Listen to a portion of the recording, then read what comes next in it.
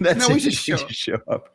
Although we're lucky John's even here. Thanks for tuning in at our slightly different 1 hour late today. We'll be back at our regular time, Monday through Friday, 5 p.m. Eastern time tomorrow. But today is Wednesday, September 3rd, and we're here at 6 p.m. So thanks for joining us. Please like, follow, and share the show. The show is growing by leaps and bounds thanks to you guys. Yeah, thank you. This is really, truly, and thanks also for those of you who have followed us over to Rumble and are watching there or watching on both. Thank you for doing that. That's literally, we're beginning to see signs that we may actually be able to pay our bills. So starting this month, which would be amazing. We're getting there. So, and that's thanks to you guys in all seriousness and your financial support. And so we'll just get to it. Joining us in just a couple of minutes, we have financial advisor and founder of Larrea Wealth Management, Aquiles Larrea Jr. He will be joining us to talk about some early warning signs in the economy. Moody's chief economist, Mark Zandi, you've probably heard of him, is saying that we may be looking at a recession as early as Q4, which is basically now. Right now. Right now, we're in Q4 as of a couple of days ago. So we'll get into that. McDonald's is adjusting accordingly. There's other signs that there's some economic weakness. So we thought Achilles would be perfect to talk to about this. We've also got some breaking news from Harvard. Harvard just won a court victory. A federal judge has ruled that this is in the early stages of litigation. There will be appeals that the Trump administration did not have the right to withhold that $2 billion in research grants from the university. So we'll be getting into that late breaking news. Also, the missile strike against a boat full of supposedly cartel terrorists. If cartel members are terrorists, and in fact, if they were members of a cartel, no evidence has been supplied. How dangerous is this? You probably know how I feel about this. The Metropolitan Opera is sucking up to the Saudis. Should we care? I guess Jamal Khashoggi's survivors and friends probably do. And the Federal Appeals Court has rejected the Trump administration's attempt to deport Venezuelans and others under the Alien Enemies Act. So we'll talk about the Trump administration's tactic of basically, doing whatever they want, asking for, don't ask for permission, just ask for forgiveness from the courts, and how that's all working. It seems like it's probably working pretty well for them. John, should we go ahead and bring in Achilles? I'm looking forward to this very much. Yes, please do. Okay, Aquiles Larrea, thank you so much for joining us. He's a prominent financial advisor and founder of Larrea Wealth Management, specializing in wealth strategies for Latino executives. But I hope you'll share with us whiteys too. A best-selling author and media commentator. He empowers, although Latinos are white too, right? Or they can be. That's whatever. right. I'm already stepping in it. They sure can be. He empowers clients with tailored financial planning and economic insights. Achilles, thanks for joining us here on DeProgram. Well, I'm happy to be here. Honored as usual, guys. This is the first time in a long time.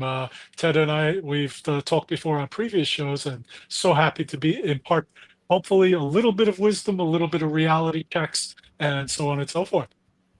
All right, Achilles, let's get to it. So Mark Zandi says that the U.S. economy is teetering on the brink of recession. When you and I talked last time, you were pretty sanguine about the state of the economy, at least through the end of this calendar year.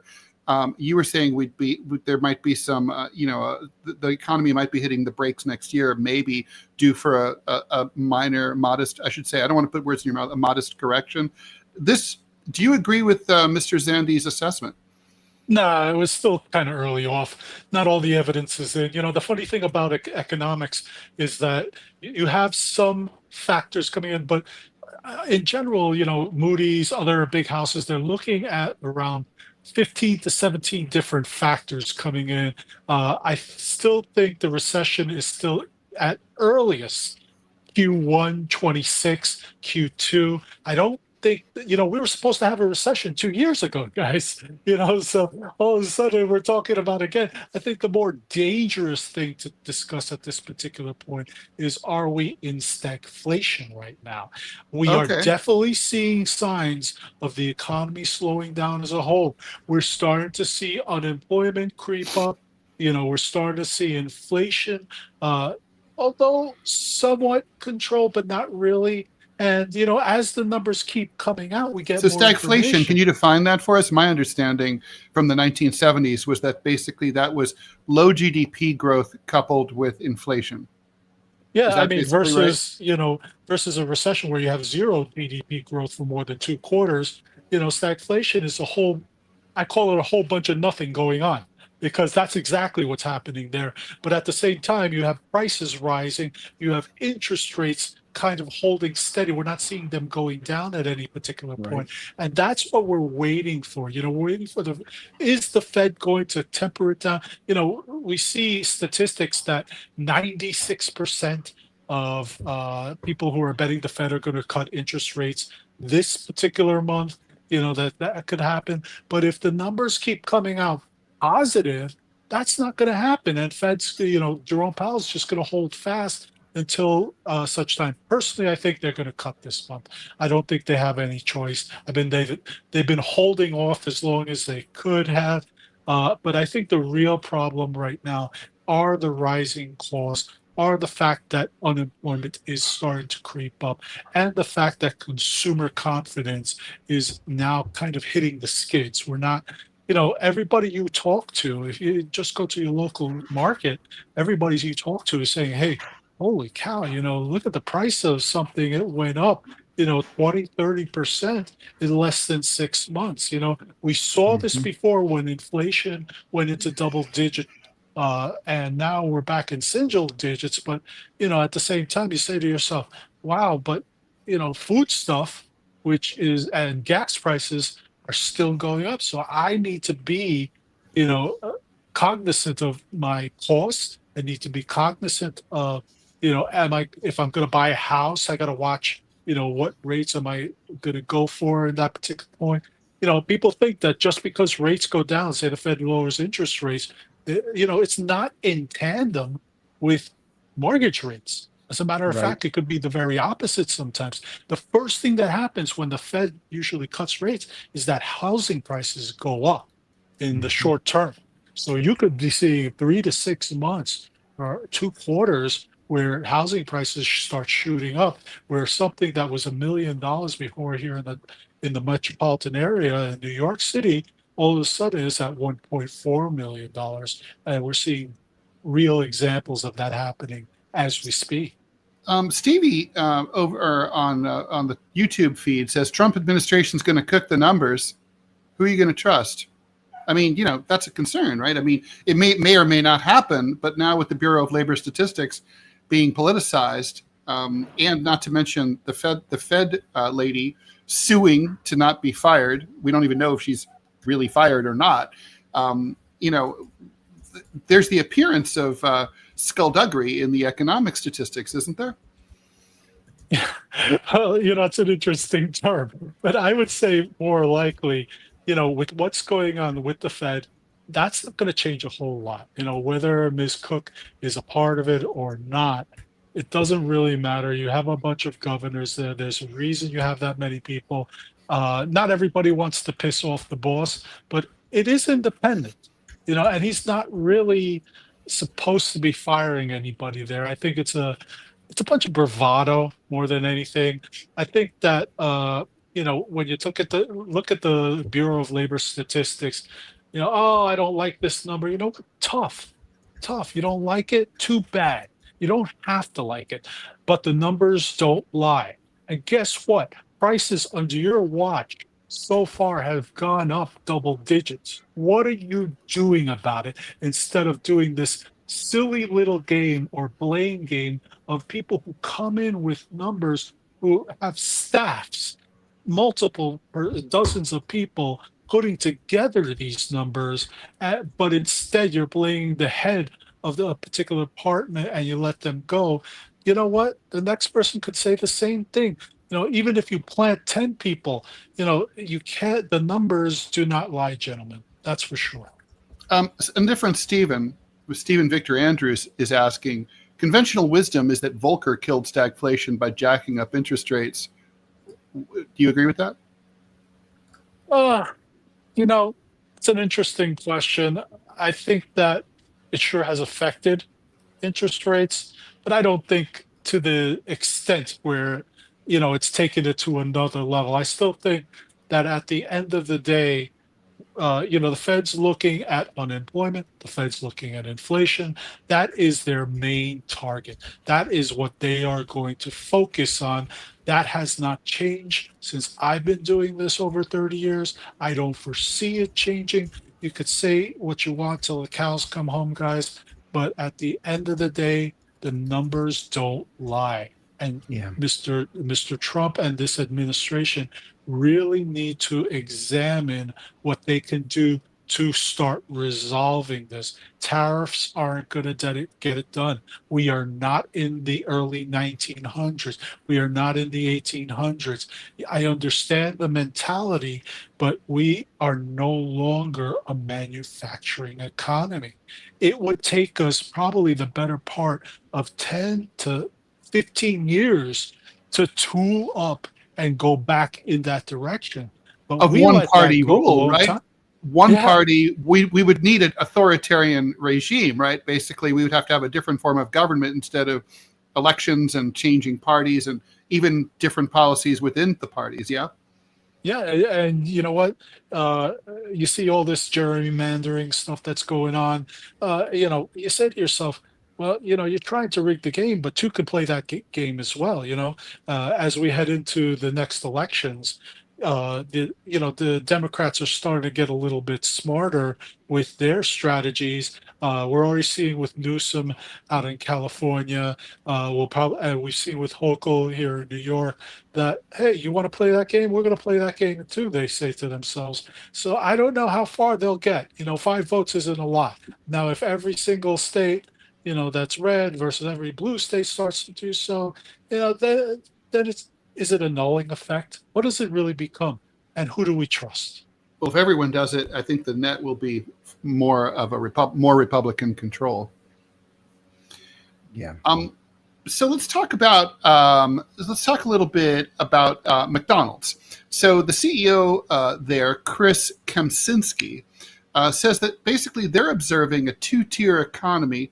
Obviously, if any company has their fingers on the pulse or needs to have the finger on the pulse of the working class, it's McDonald's. They say that middle and lower income consumers are really struggling, and therefore they're going to expand their value menu. Last time I went to Mickey D's and got I get the small size meal. I'm partial to the double Whopper. It was $13 or $14, which seemed to me kind of high. Yeah, it's funny. By the way, Whopper's Burger King. Oh, sorry. But, The Big Mac, the double, that one. I always confused. I found that kind of funny coming from the CEO of McDonald's because they were trying to upscale their clientele when their bread and butter has always been the working class. And the working class is not going to pay $12, $13 for a burger. Mm-hmm. I don't care what anybody says. They can't. So and it doesn't make sense because you were offering something that was maybe $5 to $8 at one point, and now we're double, and we could conceivably be even more than that in the future. Oh, it didn't work. So now we got to go back to the value man. And then all of a sudden they're realizing, hey, we got two type of consumers here. We're going to have two tiers of consumers. The ones who don't care how much things cost, but then your regular Joe public, John Q public wants to have that value meal. They'll spend $5. They'll spend $7, whatever it's costing, and get enough food for the kids, as a treat. But it certainly will not be the regular thing that McDonald's was really known for, which was a value-based menu appealing to the masses. Robbie has a question for you. I just figured I'd just put him in and he can just ask it himself, and he has some housekeeping to do too. Yeah, just real quick housekeeping. I will be setting up a Discord server tonight. So people have been asking for that. That will be going live, and I will have a link for y'all to be able to join it tomorrow. And a question for you, Achilles, is I'm going to assume that CEOs are able to read calendars. And so with Trump doing all this stuff that he's doing through tariffs, whoever succeeds him can just undo what he's doing. Wouldn't the smart play, if he really wants to bring back industrialization to reindustrialize the country to actually, I don't know, bring back jobs, wouldn't the smart play be go to Congress and actually just televise it and say, here's what's going to happen. We're going to do, I want y'all to bring pass a law called the Bring Back Jobs Act. And if you are a company that's making stuff overseas, you're going to pay this much money in tariffs. And so that means you have to, that way they just can't run out the clock. And then for the cherry on top, say you cannot then hire H-1B visas, bring back the H-1B visa workers. You have to actually hire Americans to bring up wages. Wouldn't that solve this problem? No, absolutely well, the reason not. why you go to Congress is, I mean, who can honestly vote against that? Who can say no? Jobs in China or India are more important than jobs here in America. It would be Special interests could say no to that, Robbie. It's very easy. If you think about it, all they have to get do primaried is, all to hell. Think about who's supporting these candidates. Who's supporting the president. Special interest groups are completely in the know. They need those type of workers. We are, it's not about that guy who's in the factory making, boots or whatever it is. It's about that guy or gal from India, China, whatever part of the world, who is doing the using sophisticated technologies to keep corporations here ahead.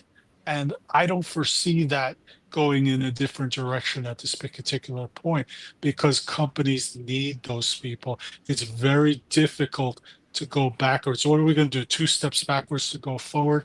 And even the forward, what is that going to look like? So you have to be careful with what you wish for, in my opinion. So this type of particular, train of thought can be very perilous at the least, because you come back and you say, where do we walk the line with authoritarianism?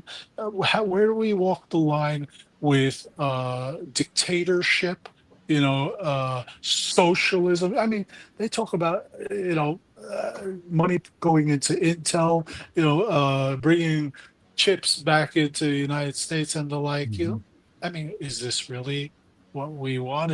Or is this just to pay off at this particular point? Are we bribing people? Because you know what? That happens in third world countries. That's true. And Robbie, I'm going to take you out here. But thank you for that question. But Achilles, I got to ask you. I mean, so I thought I'm really of two minds about that 10% of Intel.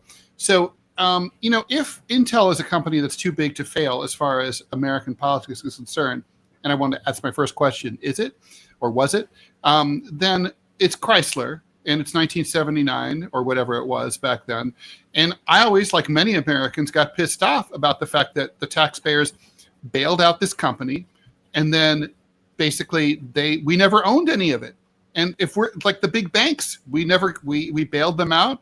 We never owned any of it. I feel like, hey, if we had a private company here, if we had DeProgram LLC, we were in trouble, and we went to some guy from Shark Tank, they would ask for a cut of our company to get money. Yeah. How come the taxpayers can't do the same?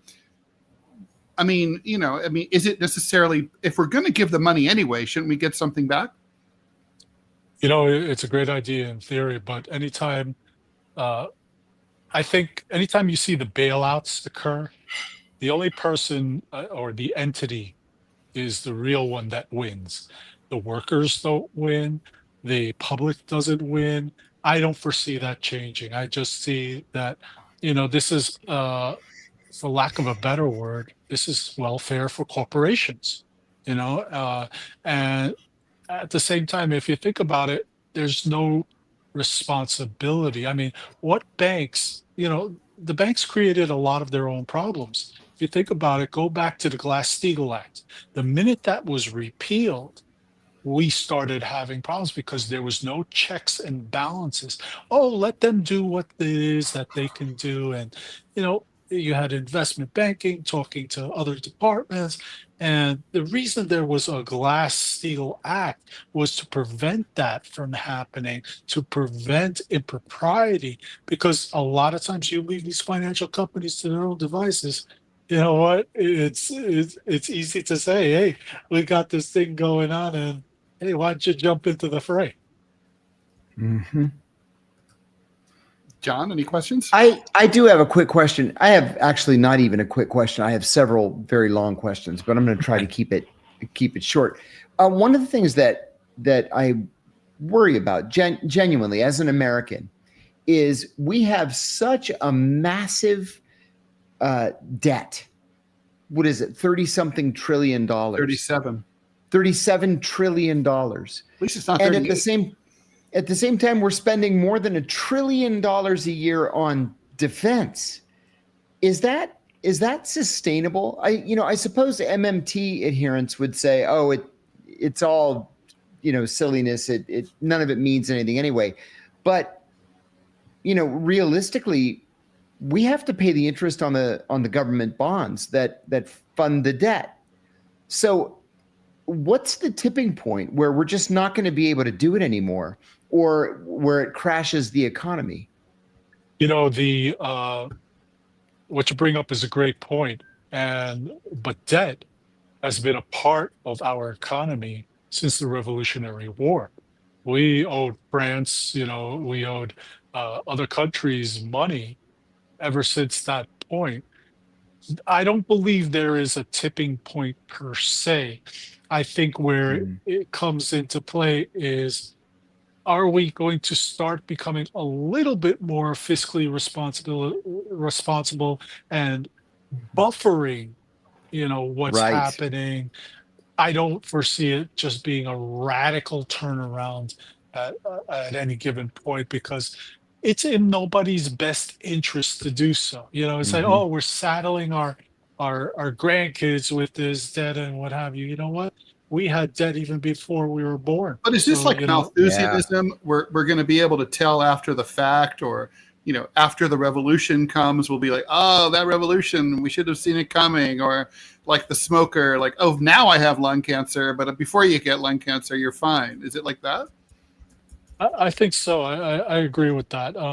But at the same time, you have to ask yourself, well, if we're so worried about debt end, I think, who was it? Rand Paul, the congressman, Rand Paul, said, he's a fiscal hawk.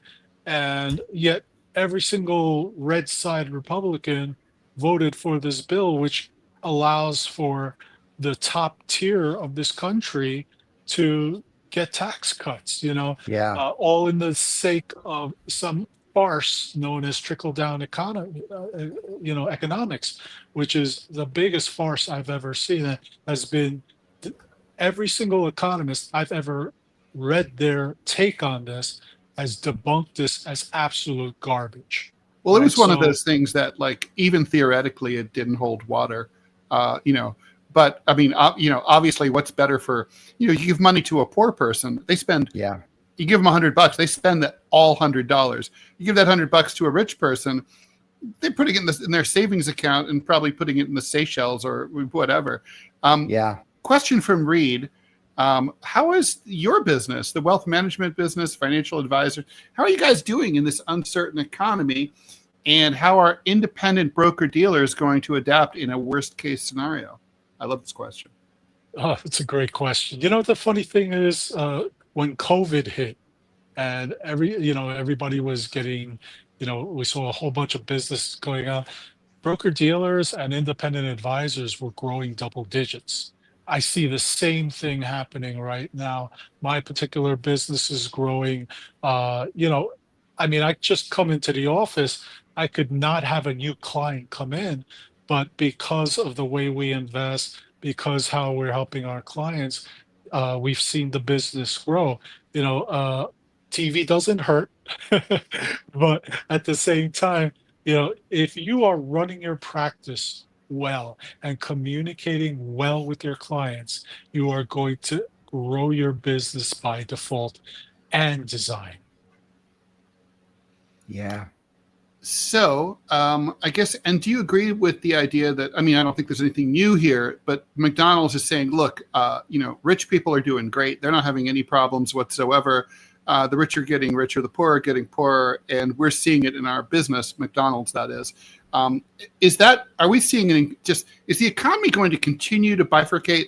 I feel like this is a trend that we've seen in this country all of my life, at least since the end of the Vietnam War.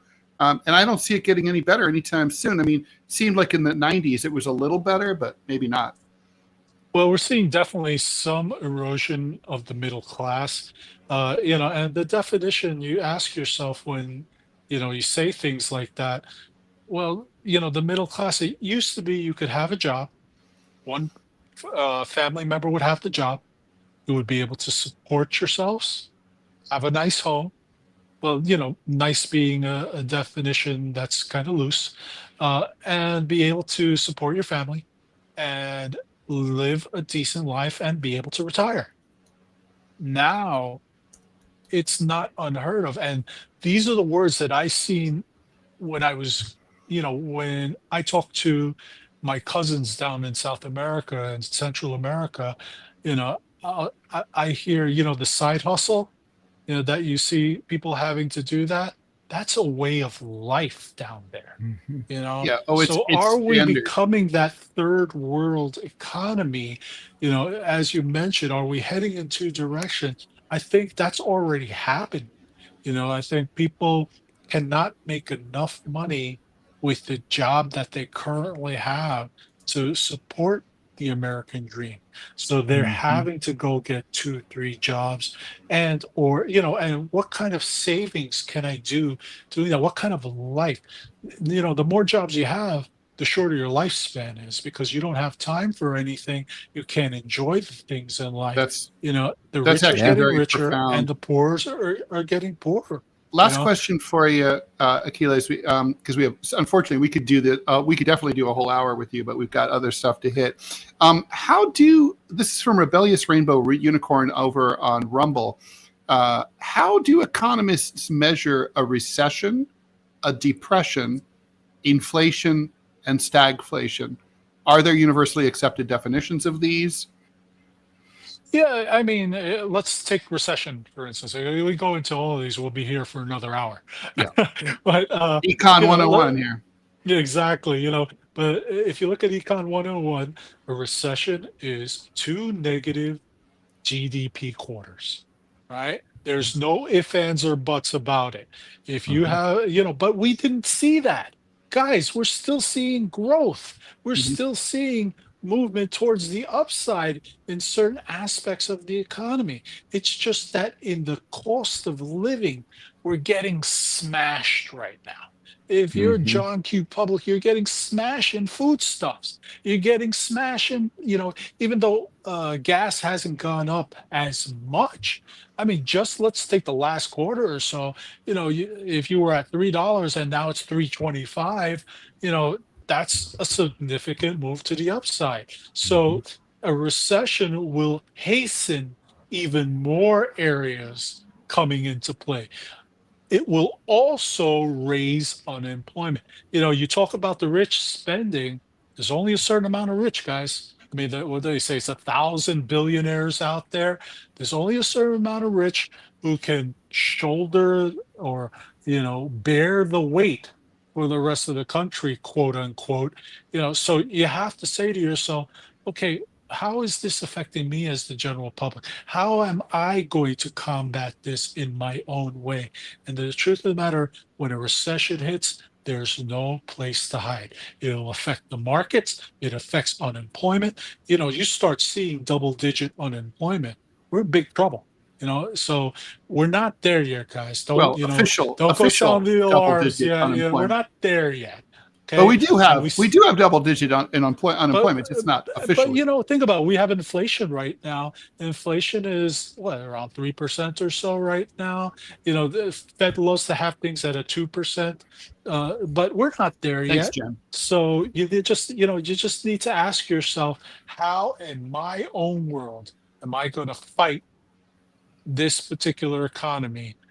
Do I have to get another job? Do I have to get a better job? Do I need to upgrade my skills? Every day I see emails, certificate programs that are free, from big name computer companies, and this is something my son, who's out of school now, says, Daddy, I need to, upgrade my skills and what have you, because what I learned 4 years ago, I need to keep that up. I need to be relevant. And I would suggest to any of your listeners, if there is an opportunity to upgrade your skills, to most certainly do so and get ahead while everybody else is still waiting on the fence, or everybody else doesn't have a clue as to how to get ahead at this particular Achilles, that's point. what I'm doing right here, trying to become a successful podcaster after print media destroyed editorial cartooning and took it down with it.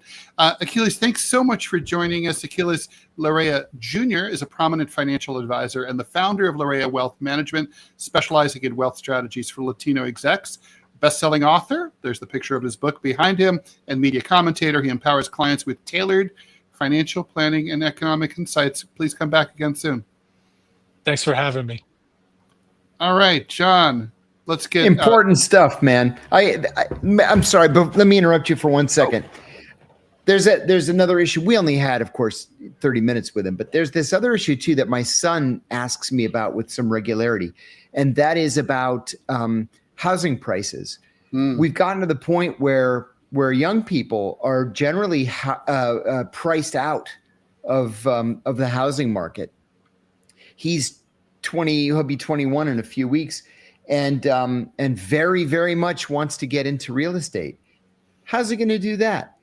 Especially in a place like Arlington, Virginia, where the average price, which includes condos and includes some crappy areas, is $668,000 for a 1-bedroom condo. Well, it's the wage slavery, right? Because here's the thing: he can rent. But it's the rent, his mortgage, if he had the down payment, his mortgage, even at that price, would be less than what he could rent for. Probably be half. Yes. And so the trap is that people don't have capital. That's something that, black activists were talking about 10, 20 years ago, considerably about how the system made it so hard for black people to accrue capital in order to start their own businesses and to start on the road to home ownership. So you're right. I mean, not to mention housing prices are being inflated by these giant corporations that are they buy up thousands and thousands of houses and then they just sit on them.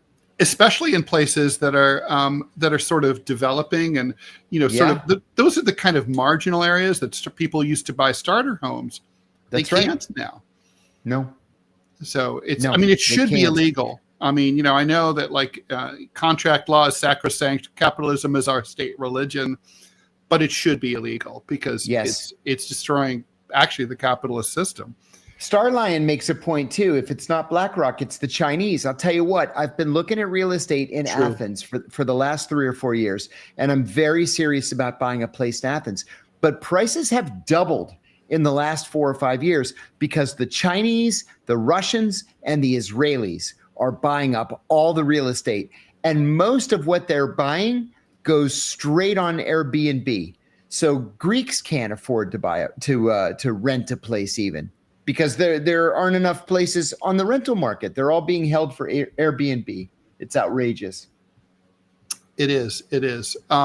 Rumble feed's feeling a little glitchy. Just so if you guys if you're experiencing on the Rumble, that's not your system. That's not my system. That's their system. Anyway, but thanks for bearing with us, and please try to bear with the Rumble. Houdini brings us up. Average age of a new homeowner is now 50. So when I wrote Revenge of the Latchkey Kids in 1996. That was a big Gen X manifesto saying "fuck the boomers," blah blah blah. Yeah. I was decrying the fact that the average age of home ownership had recently increased from first home ownership had increased from 28 to 32. So just think about that's where we were. I mean, 50 is crazy. I mean, look, the average life expectancy in this country is about 78. So basically, hey, pretty soon you'll be dead before you can buy your first home. My first piece of real estate that I bought was a very humble, small 1-bedroom condo in Falls Church, Virginia. I'm almost embarrassed to say what I was making in 1988. I was making $17,800 a year working for the federal government, waiting for my CIA clearances to come through. And I was able to buy a condo making $17,800 a year. I bought a house 3 years later, my very first house, that was like $150,000. Can you imagine what a house would look like today that cost $150,000 in the Washington metropolitan area? You couldn't get one. I mean, look, I grew up in the Rust Belt in Dayton, as you know, like you, not in Dayton, but the Rust Belt. Mm-hmm. And like, you can't get a house in Dayton for $150,000. Well, you not could. A chance. It would be like falling down. But one with 4 walls and a roof, no way. I like this question from Adam Fighter, and we'll pivot over to something else after this. But would we ever consider moving to a third world country with low prices if the situation in the U.S. were to get dire? I would consider it. Yeah, I would. So long as it had decent medical care, like Costa Rica, which isn't really third world. Mm-hmm.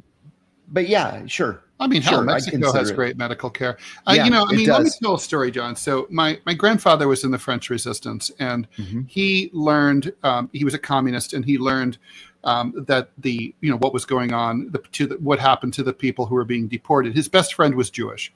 He was in southern France, south of the line of demarcation, when he learned this. And at great personal risk, he crossed the line of demarcation illegally without papers, went to Paris, looked up his friend and said, I've arranged for you and your family to escape across the Pyrenees Mountains to Spain. But we have to leave tomorrow. Tell your neighbors if they want to buy any furniture to give you whatever cash you have, but we have to leave in the morning. His best friend trusted him implicitly and said, okay, I will, I'll go talk to my wife. He goes and talks to his wife. He comes out, he says, we're not leaving. He's like, you don't understand what I just explained to you. I mean, you and your daughters and your wife, you're all going to be killed. And he's like, no, but we've decided to stay here. I mean, we don't really believe that it's going to be that bad. I mean, it's not really possible. What you're describing is so extreme. We have this beautiful apartment. We have all this, he said this, always would tell the story. We have all this furniture, a view of the Eiffel Tower, rent-controlled apartment, all the china in the china cabinet. We can't, we'd have to leave it. So obviously there was nothing else he could do. He went home. Years passed. My grandfather went through misadventures, spent 6 months at Buchenwald, ultimately at the end of the war, made his way back to Paris. The door was open. The apartment was empty, had been looted. The family had been all rounded up in they called it the Rafle, which was the big roundup in the summer of 1942. They'd all been sent to Auschwitz. They were all killed immediately upon arrival. And my grandfather used to tell that story, and he said the most important thing in life is not to be strong or to be smart. It's to be flexible, to be able to turn on a dime and recognize that everything's changed. Nothing will ever be the same. That suddenly what was true until 5 minutes ago is no longer true, and to just react accordingly and just do, like Sully on the plane, bird strike, got to land on the water. No time on the Hudson. Got to do it. And it's like, and I've always thought of that. And so that's my answer to that question. If things go tits up, I have my my 2 passports ready. I'm out. I always carry. One of the reasons I have a passport card is so that if I don't have my passport on me, I can drive to the Canadian border and leave if I have to. I'll always have that passport card with me. Real wisdom. That's real wisdom. And I would agree. I'll tell you, I haven't said this publicly because it's really nobody's business, but since 2018, I've been involved in a very difficult, very expensive, ongoing custody battle. And I've spent $1 million since the summer of 2018, which means it's wiped out every cent that I spent 40 years saving, right? Every cent of it, it's gone. So I can move like I could move when I was 25. I don't own anything anymore. I don't own a home. Freedom. My car, my car's 12 years old.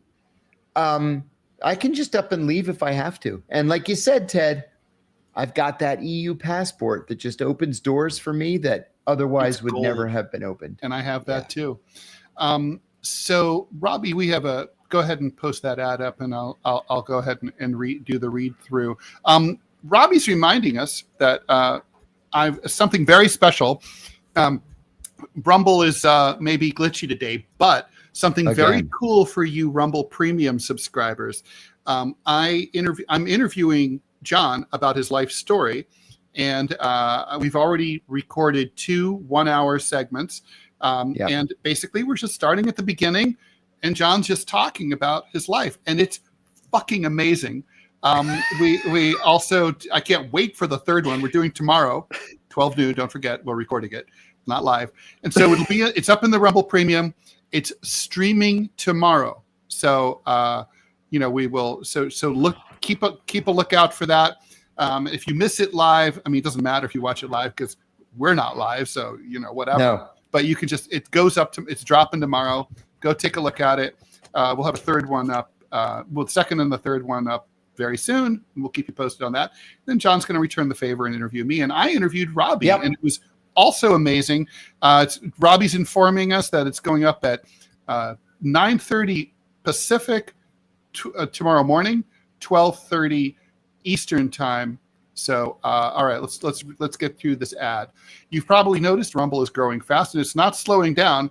They're building a real alternative to big tech that puts creators first and actually protects free speech. And now there's Rumble Premium, an easy way to upgrade your experience. With Premium, you get ad-free viewing across the platform. No pre-rolls, no interruptions, just the content you came for. Plus, Premium members unlock exclusive content like bonus videos, behind-the-scene drops, and more from your favorite creators. Right now, Rumble is offering $10 off an annual subscription. Just go to rumble.com/premium and use the promo code studio at checkout. That's rumble.com/premium, promo code studio. No ads, more freedom, and content you actually care about. That's the deal. Also, as Robbie likes to remind us, if you don't want to do the whole Rumble thing, you can just subscribe to DeProgram for $5 a month over there. Okay, ad over. May I answer a question too? Please. Scott Matheson says, "What's a passport card?" This is a passport card.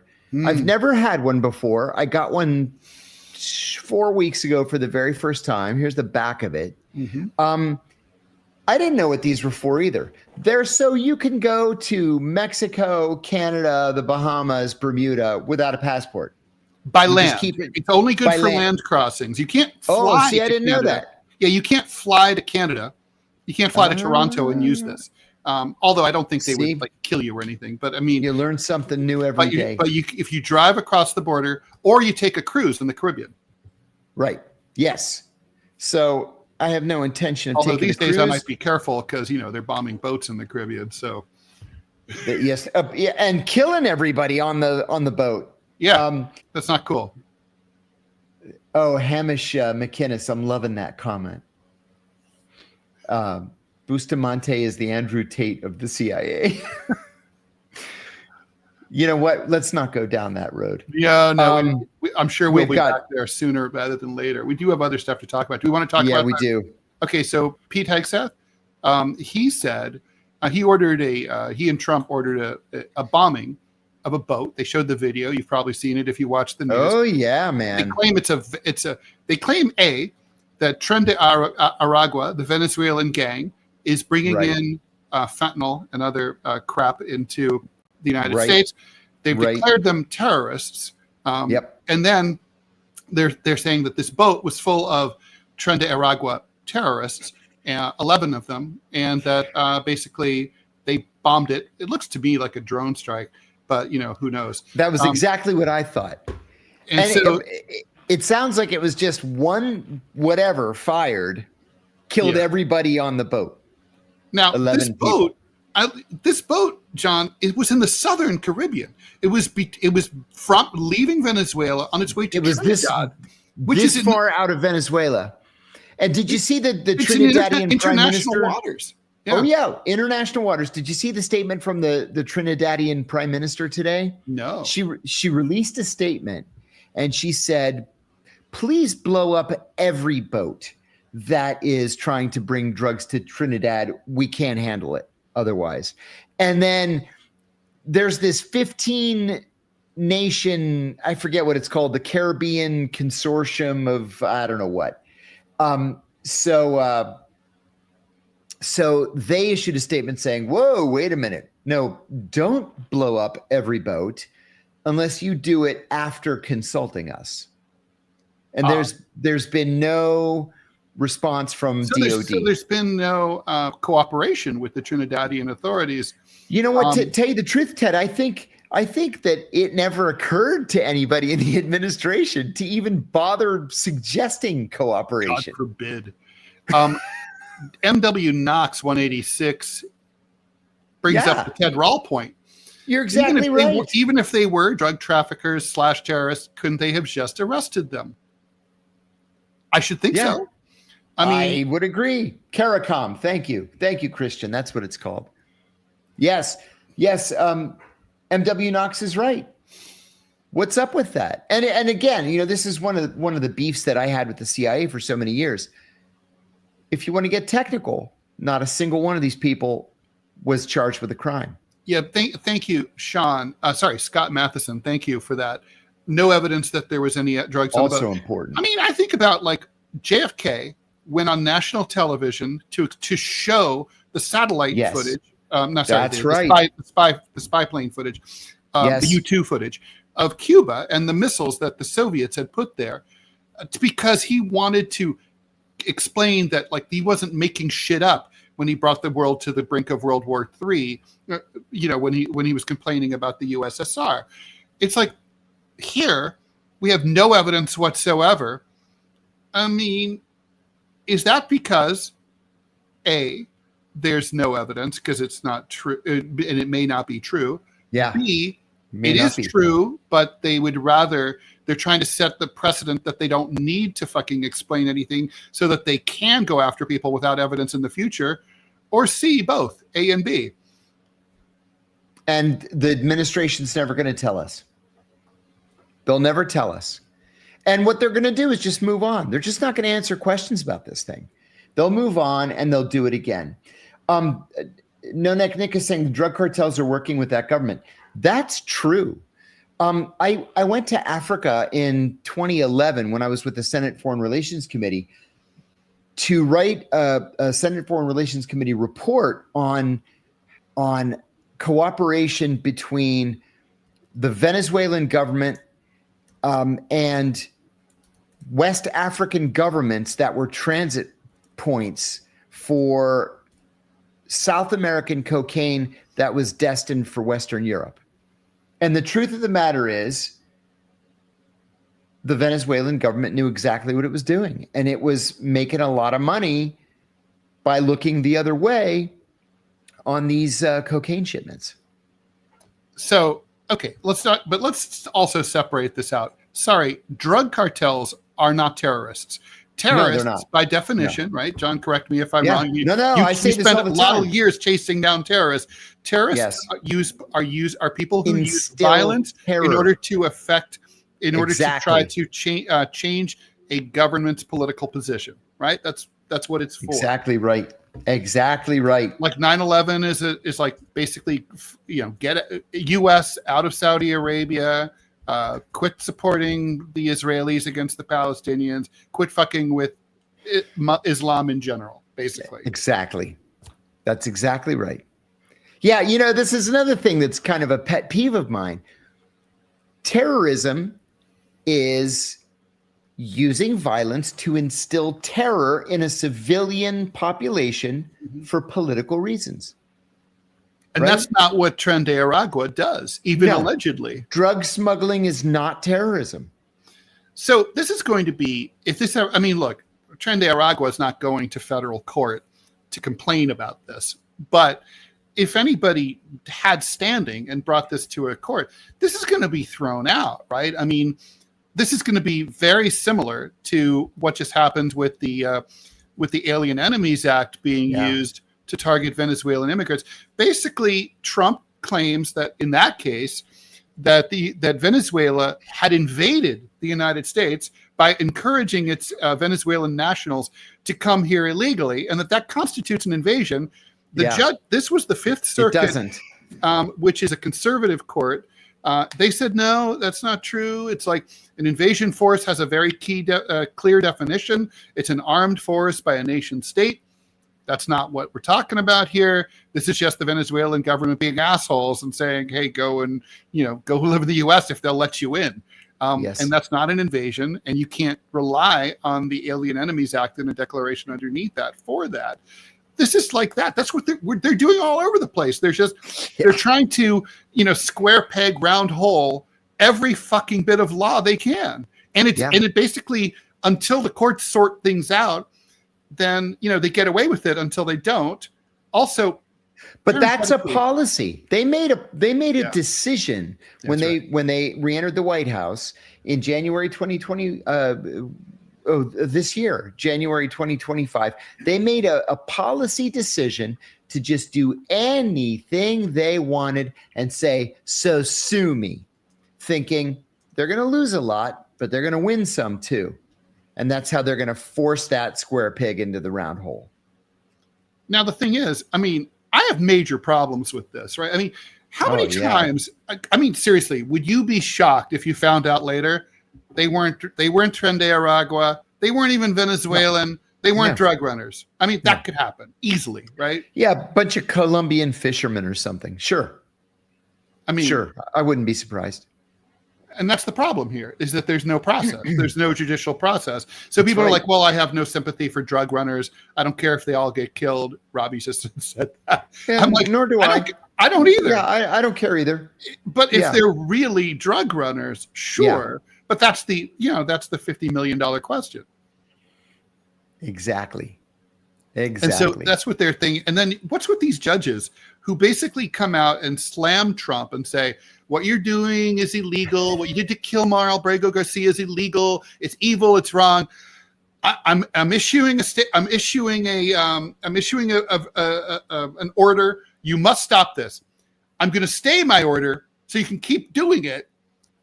And that I don't let understand. The government come back and file something because, they're the government. We have to be polite.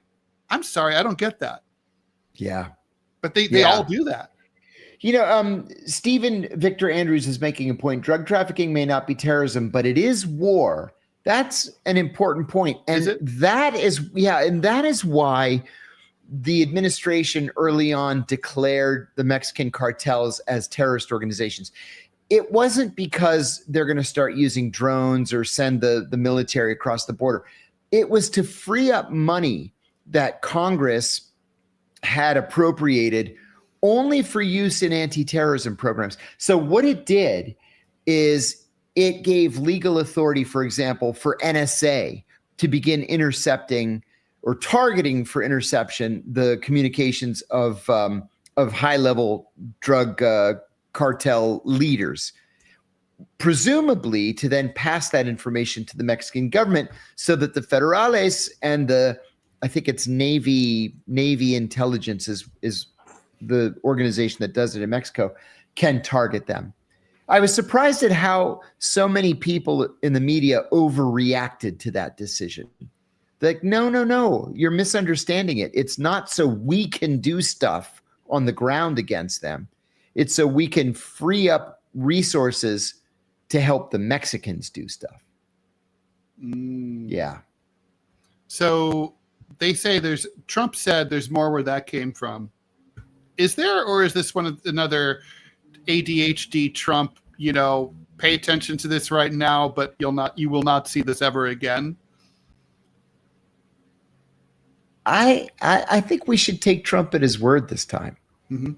I think he's serious about this, just like the Democrats consistently underestimated his commitment to closing the border. The Democrats are like, oh, well, there's no caravan. Americans don't really care so much about the borders the Republicans want us to believe they do. No, you're wrong. People do care about the border. People do want secure borders. I do. And I'm a lefty. Sure. I don't want. I want secure terrorists. borders in large part Well, first of Yeah. all, you're not a country without secure borders, and it's Exactly. ridiculous not to have it. But also, I believe, like producer Robbie, in protecting wages, and I think that bringing right. in cheap foreign labor and exploiting them and driving down American wages is wrong, and that's something that liberals and Democrats used to believe. Exactly right. Go into any meat packing plant, for example. All the pork and chicken plants in North Carolina, right? Or the beef plants in Kansas and Iowa and Illinois.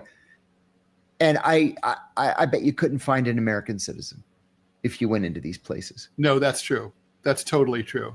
We're getting a little bit close to the hour here. Before we should talk, before we went on the air, John, we talked about how didn't really realize how important the Epstein victims thing is, but you brought up an important point. So bring us up to date on what's going on with the fight to get the Trump administration to cough up the Epstein files. This thing began coming to a head today, and it's going to need to be squeezed soon. So Congressman, like a zit, and a bad, like, angry zit, right? So Congressman Thomas Massie, the Libertarian Republican from Kentucky, has filed something called a discharge petition. This is like my favorite legislative action because it's so rare and it's always so controversial and people just lose their shit over these things. So what a discharge petition is it goes around the Speaker of the House and the Rules Committee, because the Rules Committee and the Speaker decide what goes to the floor for a vote. If the Speaker says no, it's dead. A discharge petition forces the Speaker to send a bill to the floor for a vote. So no subcommittee, no committee, no rules committee, no Speaker's office, straight to the floor for a vote. But you need 218 signatures. Okay? Well, the division between Democrats and Republicans is very, very close. There are 100, and the last number I saw this afternoon was 196 Democrats signed the petition. 4 Republicans, get this, Marjorie Taylor Greene, Lauren Boebert, Massie, and Nancy Mace, joining almost all the Democrats to force this thing out. So what it would do would be to release all Epstein documents in the possession of the federal government. To do when he was running. Trump, and this is why I'm saying it's coming to an ugly, angry head, because today Trump completed his flip-flop on the Epstein issue, saying that this is nothing but a Democrat hoax. A Democrat hoax. And then James John, Comer, I guess adjourning Congress early back in late July didn't really work. help. If only there's some people who predicted that. Yeah. So the reason this is also newsworthy is James Comer said, in response to a reporter's question today, that all these 37,000 pages of documents that were released yesterday had already been released. Just 3% of these documents are new. And James Comer, the chairman of the House Oversight Committee, said, yeah, well, that's 3% that wasn't released by Biden. It's like, dude, is that really what you're going with? That's going to be your defense here. So Trump then late this morning said this was a Democrat hoax, which of course it is not. And so the victims, it was like 24 women, went to Capitol Hill today. These are women who were teenagers when they were sexually abused by Jeffrey Epstein and his friends. They gave a press conference on Capitol Hill today, and they said that if the Trump administration does not release the documents, they are going to release the names of all the men who abused them. The one woman who did the most talking, and I didn't recognize her, she said, you know, it's not like we didn't know who these men were. They're all famous rich men. Sure. And if the Trump administration's not going to do the right thing, we're going to release the names. Why haven't they already done it, do you think? Because they've been waiting for the administration to do what it said it was going to do. Yeah, and remember, Trump campaigned on this. They want institutional cover because it's so dangerous and fraught legally and otherwise. Yeah. So how do you think How do you think this is going to play out? Honestly, I think that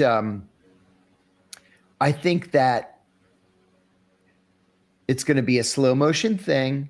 I think DOJ is going to send Chairman Comer the documents, and I think somebody is going to pull a Mike Gravel, and they're going to put all 100,000 pages into the congressional record.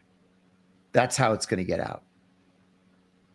So they will, and then I think it's going to get out. What? Yeah, and what if anything is the smoking gun?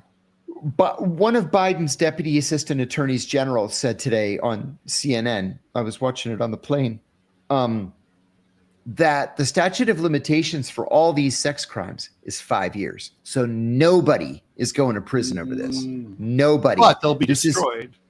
This is all about embarrassment and public humiliation. But you're right, they'll be destroyed. And what about those laws that have passed about where victims of sexual assault have in a lot of states, they can sue in civil court for an unlimited period of time. And right? there's no statute of limitations. That's right.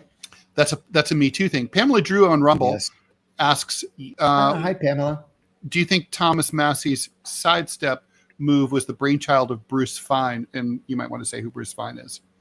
Yeah, Bruce Fine is a great friend of ours and of the show. He's one of my best friends. And the easy answer is yes. Bruce talked him into doing this. Bruce was the deputy attorney general under President Reagan.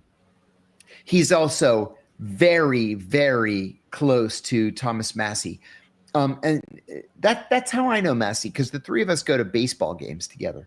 But this was absolutely positively Bruce's idea to force the speaker's hand. Yes. Good question. Let's talk about, I guess this is I don't know if you care about this, and we don't have to talk about it if you don't, but I'm a New Yorker. I know a lot of people who love the opera, and this kind of made me sick. The Met, I know they're always scrounging for cash. Yeah. The Metropolitan Opera is just made a deal with Saudi Arabia to try to stabilize their finances, worth $100 million to do performances over there in Riyadh and other places. And basically, it's kind of like the boss of the Met's like, fuck off. We need the money. We don't care if they, if they chop up journalists and dissolve them in acid in their consulates, whatevs. I don't know. I mean, I know everybody does business with the Saudis because they have money and lots of it, and and basically nobody's supposed to care. But I mean, I feel like an arts organization is kind of maybe fairly or unfairly held at a higher standard. That's a good point. I hadn't considered that. I feel bad though that they're going to the Saudis. At least go to the Emiratis or the Qataris or something. Oh, sure. Yeah, no doubt. It's a bad look. Chop people up. Yeah. Hey, Sky has a question. John, is hypnosis actually real? You know what? First of all, yes, it is. And Ted and I will talk about that in one of the premium things, because I've got an awesome story about hypnosis. I have a personal hypnosis story too. Yeah. I was hypnotized good. and it worked on me. It works. That's what I will say. It's real. We hypnotized a source who witnessed the aftermath of an assassination. It's unlike anything I had ever seen in my life. I'll tell you the story. Wow. I look forward to that. Anything else we need to hit? Harvard, we should probably talk about. They're Harvard. The judge big win. It's a big win. And they're going to win. I think it's going to go to the Supreme Court, and they're going to win there, right? I mean, yes. Why didn't all of these institutions fucking fight the whole fucking time? They were going to win. Question. That's the question. Why did they just pay? Why did Intel agree to give, what was it, $10 billion or 10% of its outstanding shares, whatever it was.